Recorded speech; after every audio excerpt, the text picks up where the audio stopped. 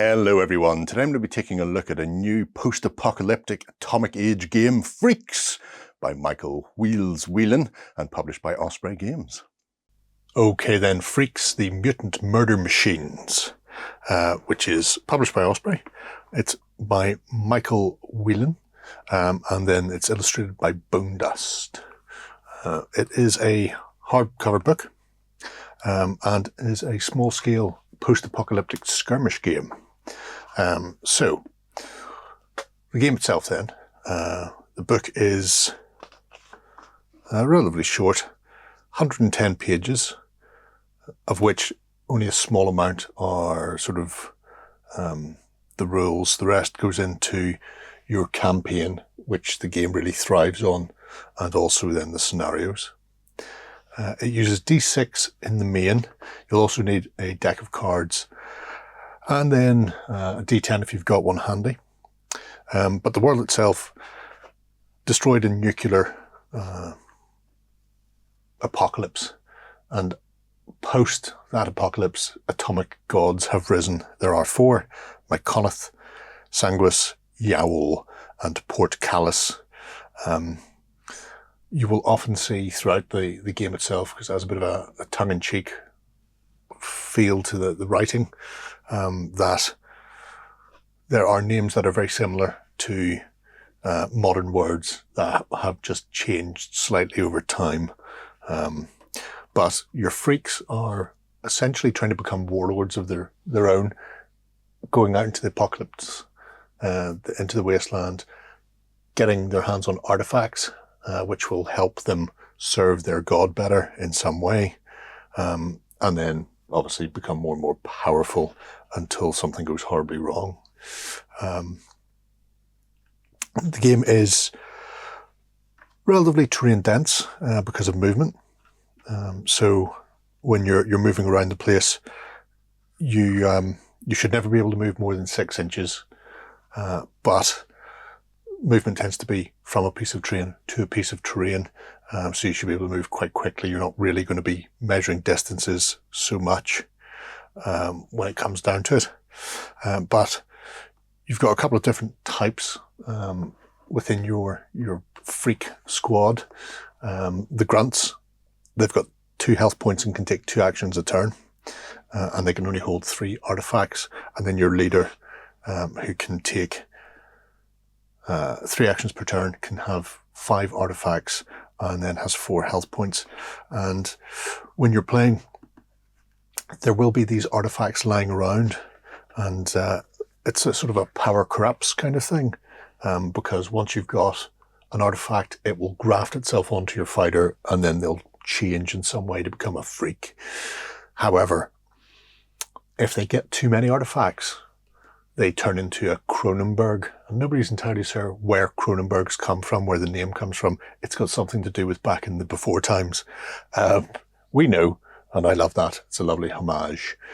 But, long story short, you're capped on how many artifacts you can have, but that doesn't stop the artifacts from wanting people to use them. So you've got to take a willpower test when you get close to an artifact, or they'll essentially mind...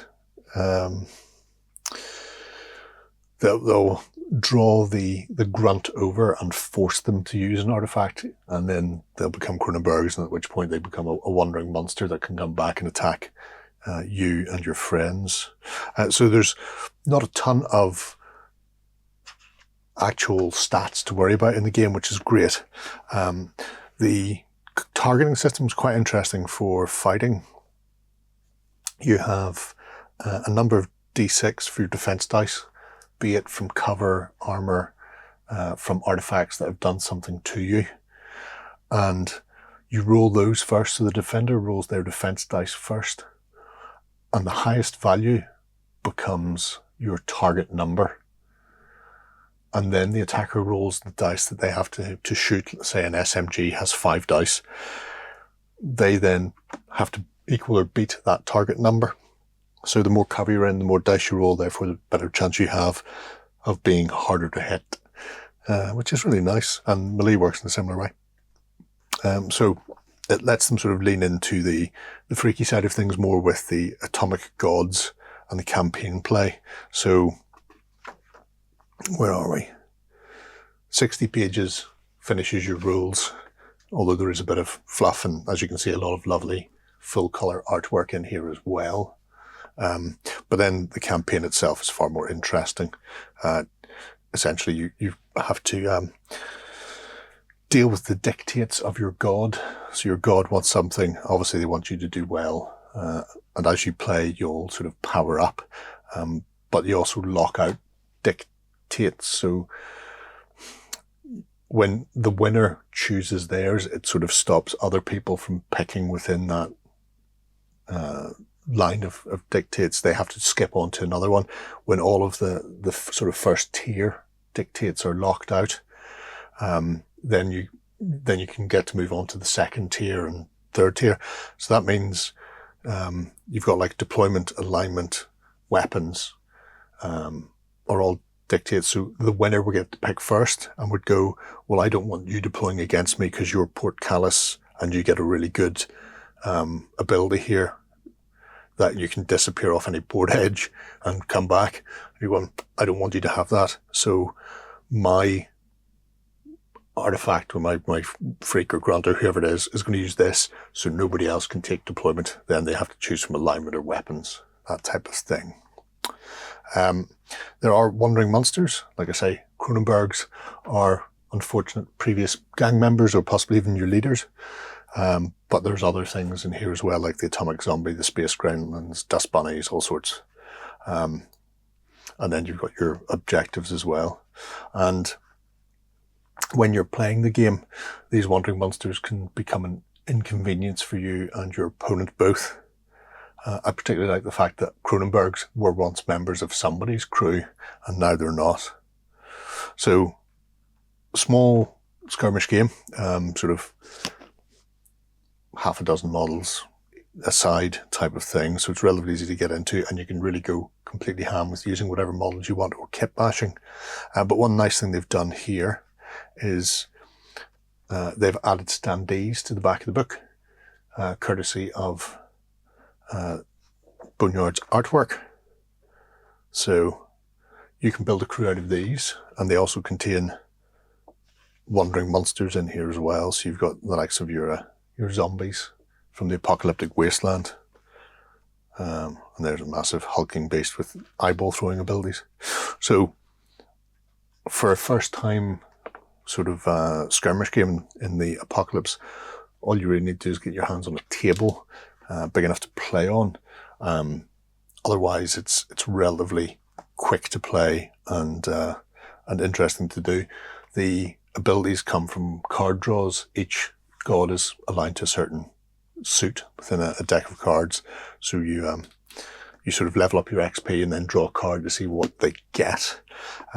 It's a fascinating little look at it. It has a sort of a pulpy comic book feel of something akin to the Doomed that Osprey also published. Now, Michael Whelan has got his own channel where he does sort of video games and RPGs and bits and pieces, but he's gone through the how to play for FREAKZ. So if you want to see it actually being run out and how it all sort of comes together, then it's worthwhile going and taking a look at that. But that's a very brief overview of FREAKZ, the Mutant Murder Machines. So there you go. Mutant Murder Machines, the FREAKZ are among us. Really interesting game. Should be an awful lot of fun to play. I do like the influences behind the atomic age gods and also some of the monstrosities. The Cronenbergs especially, for an old sci-fi and horror fan like me, it does my heart good to see a Cronenberg crawl across the table. But an interesting system nonetheless, with very simple mechanics, so it should play very speedily. I expect FREAKZ to power across the table, power up very quickly, and then explode into a Cronenberg and have to be put down by their friends in double quick fashion. So yeah, a fun little game from Mr. Wheels and Osprey Games. Let me know what you think below, and if you're going to be diving into the mutant atomic age and trying to claim your own artifacts. Bye-bye. Go ahead and check out our other content on screen now. And while you're at it, why not hit subscribe and remember to ding our dong. Go on, you know you want to click it. Go on.